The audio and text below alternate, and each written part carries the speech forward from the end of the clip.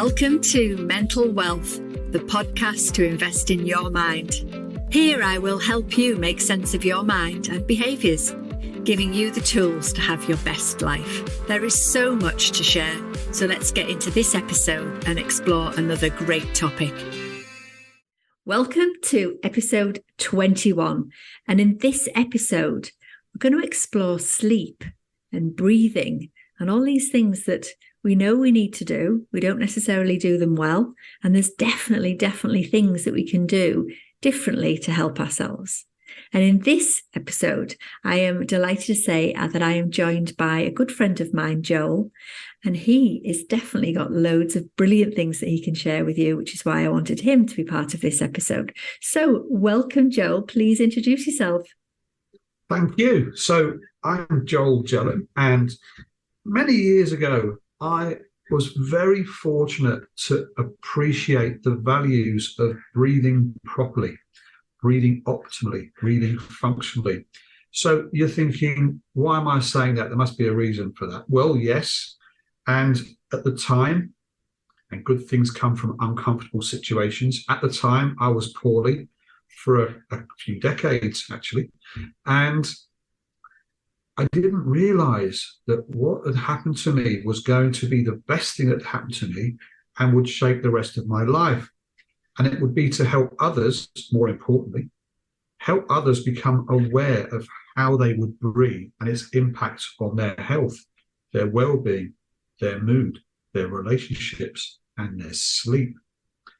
And I've literally slowly trickled my way to getting a following. And I spent many years thinking about the best book to write, or the first of a few.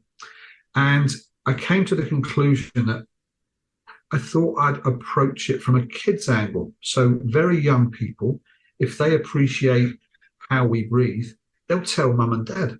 They'll tell people that look after them. They'll tell their teachers. They'll tell everybody, because I've worked with young people before, junior, secondary school, and they are the most fantastic, the most enthusiastic when it comes to knowledge and education.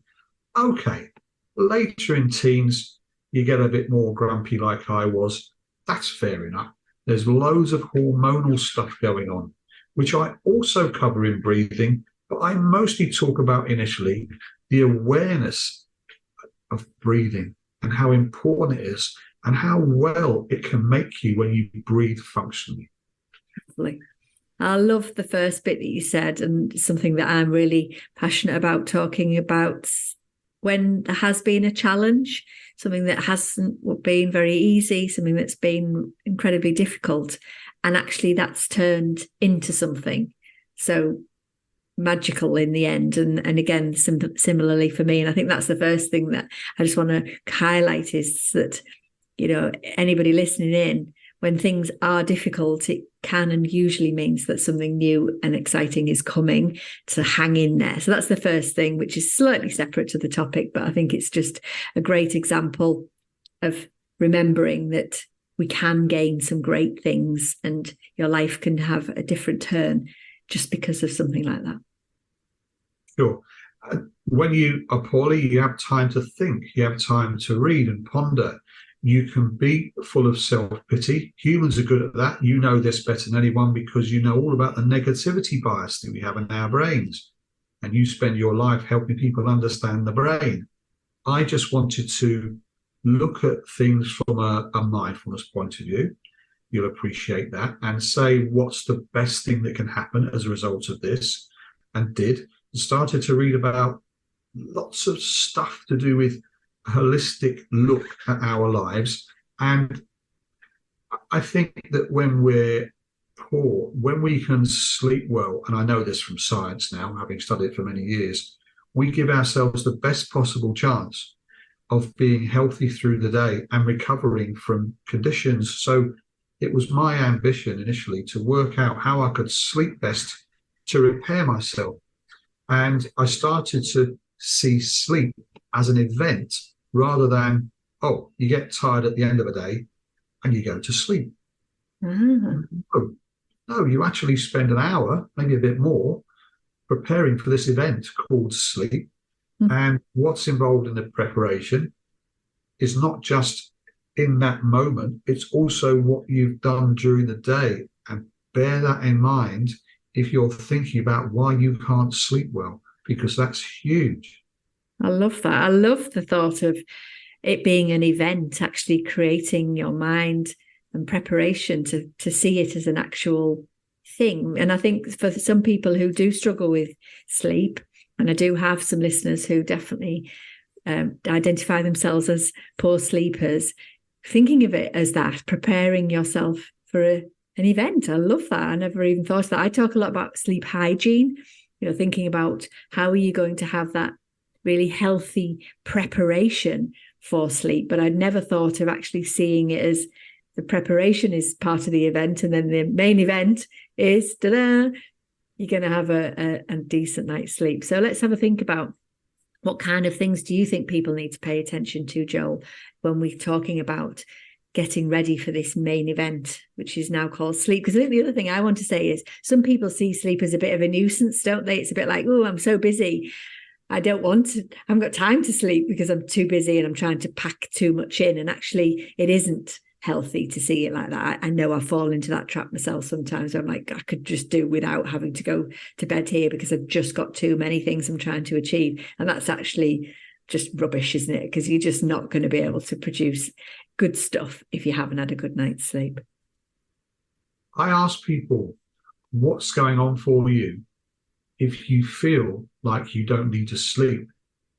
And after, sometimes it's 5 minutes, sometimes it's much longer, we get to the point where they admit that they're living in the fast lane, or as I would put it, they're living in sympathetic nervous system mode. Some listeners may not know that you've got 2 types of mode you can listen and operate in. You can listen in on the sympathetic and just live your life in sympathetic nervous mode, or you can look at the parasympathetic and you can have a balance between living in the 2. Your nervous system loves a balance of the 2, and people who I work with, it's often more prevalent in companies who are in a big growth phase, and it's often the CEO who comes to see me after a workshop and says quietly to me, I'd love to chat to you. We talk about sleep. We talk about why they can't switch off. It's adrenaline based, but from my point of view, it's how they're breathing, because as soon as you relax and slow someone's breathing, it changes their brain. It changes their mindset afterwards. So the key thing is to establish a baseline for anybody who doesn't think sleep is a good idea or is getting in the way, and see how they change. It's happened time and time again, but how you breathe is the baseline. So a lot of people come to me with lots of different symptoms to do with poor sleep, to do with health where they're not ill, but they're not well. And I say to them, don't focus on the symptoms. Focus on establishing, as I call it, that baseline.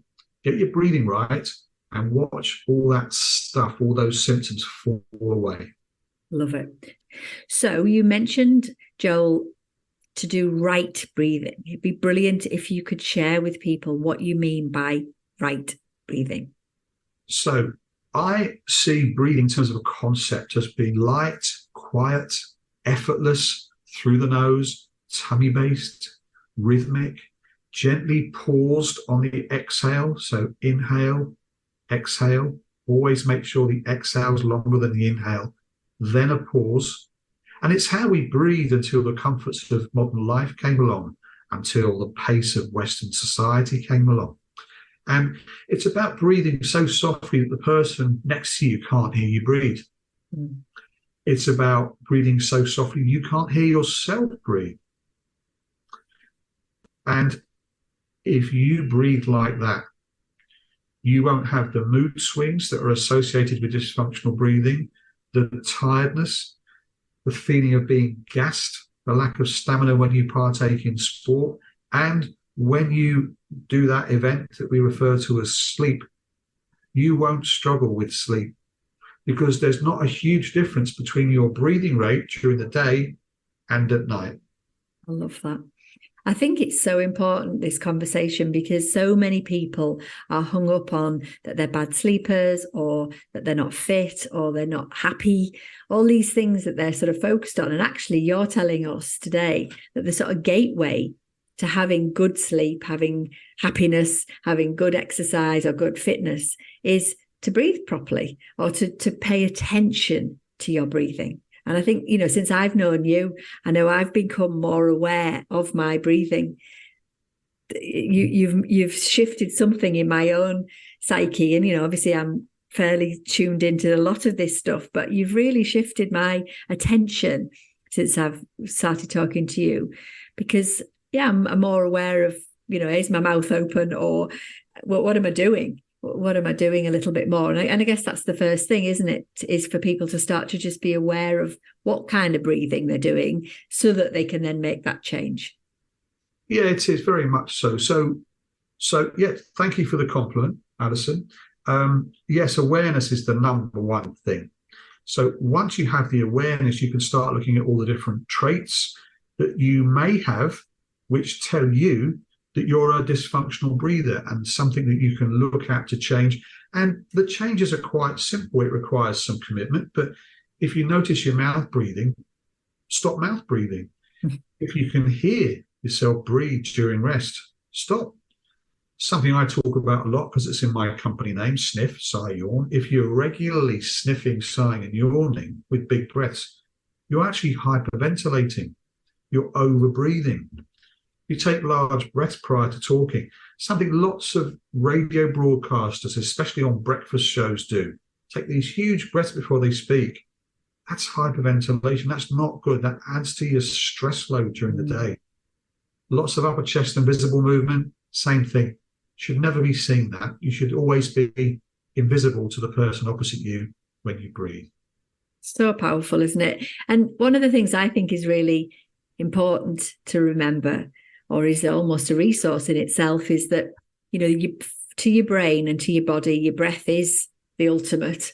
And it's the thing that it's always known, always, even all of us, our mums, the person that brought us into this life, we heard her breath first, didn't we? Before we'll have made our connection with our own. And for me, that it feels like we're all walking around with this incredible resource.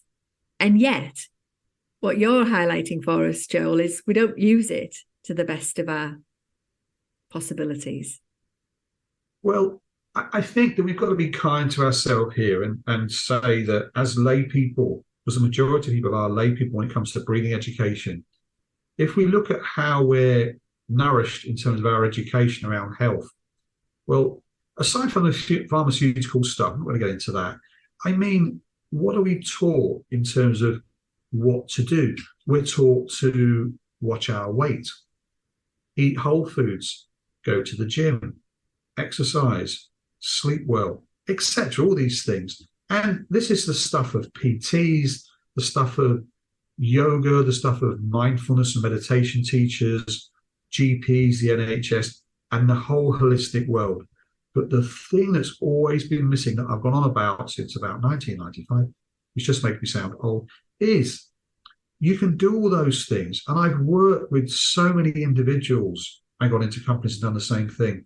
But particularly individuals who tell me they're usually stressed out execs, by the way. They get up in the morning, they do the gym, they have their muesli, for example. They go to work, they smash it, they love work, they smash it. They have their organic salad and chicken for lunch, carry on smashing work. They maybe go swimming after work, followed by a very healthy meal, more organic salad, some organic fruit. They tell me about this beautiful piece of fish they made, and then they tell me about their sleep, which sometimes is good, often it isn't. But they never tell me how they breathe until I ask them, and then the penny drops, and they realize why they need to come and see me. Yeah. And the likes of people like me. So you can do all those things, but if you don't breathe properly, I'm not saying you're wasting your time, but you will never achieve what you want to in terms of your overall life, in terms of your health goals and gains, until you breathe correctly. I love that. And I think for this episode, for people listening in, for me, it's that just start to be more aware of the things that we've talked about today. If your sleep is affected, if you aren't got the energy that you want, if you don't feel like your fitness is going in the direction you want, then maybe there's a route here that you can explore. But for me, I'm always saying, what's your one small thing? Taking that awareness piece, take on that idea that I'm just going to notice what my breath is doing. Where is it? Am I high up in my chest? Am I down in my belly? Am I doing the big sighs? Am I yawning all the time? Whatever it is that you're doing, for me, I'd love people to just pay attention to start with, and then they can start to realize that, what you're saying is true. We are doing these things, and then you can decide what you're going to do about it. I think the easiest way to look at this in terms of the awareness that you need to have, it's going to massively help your health, is to maybe look at, say, 4 things you do during the day. Most people do during the day, unless they're retired. Of course, when you're retired, you never have a day off. But if you look at eating, if you look at being at work, if you look at exercise, you look at relaxation, those 4 areas. So when you eat, a lot of people hyperventilate when they eat. They're using technology, for example, they're on their phone or they're walking along.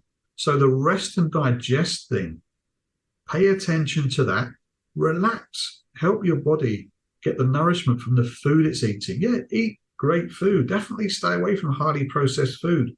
We know it's bad for us. Your breathing rate increases, by the way, far more when you eat highly processed food. It increases with all food intake, drink intake, but with alcohol and highly processed food, far more. So rest and digest when you eat. Relax, breathe from your tummy. Secondly, at work, if you work, think about how you use technology, if that's a thing for you. Make sure you don't mouth breathe when you use technology. Have that J-shaped posture when you sit upright in your chair. Make sure with your mouth closed, your tongue is on your palate. So tongue posture is a huge thing because it stops you mouth breathing. Okay? Thirdly, relaxation. If your posture is correct, if you're not mouth breathing, if you're breathing nicely from your tummy through your nose when you're relaxed, you won't start to suffer with your sleep. And that 4th thing, exercise. When you do exercise, if you're struggling with your sleep, don't try and smash the gym. Don't try and smash a 5K run around the park. Be gentle on yourself, because your sleep dysfunction is telling you that you have a breathing dysfunction. And if you have a breathing dysfunction, be gentle on yourself when it comes to exercise, because it will only add and accentuate your sleep issues. So this is about being more kind to yourself. It's about being more gentle with yourself. It's about observing some rules about posture to do with the tongue, to do with tummy breathing, to do with nose breathing, but being more gentle on yourself and mindful of what you need to do. If you add those 4 things together, your relaxation, your eating, your work, your exercise, put those 4 things together in the way I've described, you then get a great equation for sleeping better. Such a great list of things to pay attention to. So thank you for summarising for everyone, and just hopefully for people to feel enlightened, really, to think that maybe their problem that they think they've got, their sleep, their diet, whatever it is, actually isn't that, or might not be as solid to that as they think. Brilliant. Please tell everyone where they can find you, Joel, because I'm sure there's a lot of people out there who've listened to this thinking, wow, I need to learn more about this. Sure. They can find me in schools, helping children and helping teachers understand how to breathe better. They can find me in the workplace. They can even find me in the high street, watching the world go by, having a coffee with a friend or a business colleague, watching people mouth breathe as they walk along. That's the kind of thing I do. That's a little bit niche, that, isn't it? They can find me online on social media, Joel Jelen, Sniff Sigh Yawn. And I've always got something, I like to think, helpful to offer people, which has helped me over decades to become a more relaxed person. I was never a hyper individual, but I've become more relaxed. I become more fulfilled in everything I do. And my sleep is really good because of how I observe my breathing and how I breathe during those 4 elements during the day to help my sleep. Brilliant. And definitely, if you are in this space where you're curious about this stuff, when you do start looking into it, I can highlight it does start to really help you notice what you're doing, because that's what I'm definitely doing. As I said before, since I've got to know you, I've really been more aware of what I'm doing and thinking about my own position, my own breathing, etc. So if you are sitting there listening to this thinking, what am I doing? I've got my mouth open, I've stuffed my face with my dinner and I've not really breathed while I was eating it, etc., then hopefully this is a good space for you to pause and think about what's next for you. So thank you so much, Joel, for your time today, for coming on and sharing your wisdom with everyone. You're welcome, and thank you. I'll give you one final tip. This seems to be many people's favourite tip of all the things I talk about. So people know, people joke, because I'm not a drinker. I love drinking sparkling water. And people say, you're always drinking sparkling water. Why is that? So it gives me a chance to talk about, very quickly, the CO2 in sparkling water, which makes it carbonated. CO2 is not a waste gas only. It's also an energy driver. And lots of people in sales jobs, in jobs in education, teachers, etc., lecturers, they love drinking sparkling water. And they've said to me, they've never understood why. Well, if you talk a lot, you're blowing out lots of oxygen and lots of CO2. It reduces your energy levels. The CO2 in sparkling water puts the energy back. Wow. Now, I did not know that. I definitely need to get some sparkling water. Brilliant. Great little tip there to finish off this episode. So thanks again to Joel. I hope you've enjoyed it. Thank you so much for listening in. And next week, we will be focusing on purpose. And I have a special guest, Marcus Matthews. So I hope you can join us then. Thank you for listening and sharing in this episode of Mental Wealth. Remember, you can subscribe wherever you get your podcast. My last question to you is, what is the one small thing that you can take action on from this episode? Message me on Instagram or through our website with questions you'd like me to explore. You'll find the links in the show notes. I'll be back with more tools and tips to make sense of your mind in the next episode. In the meantime, be kind to yourself. Bye for now.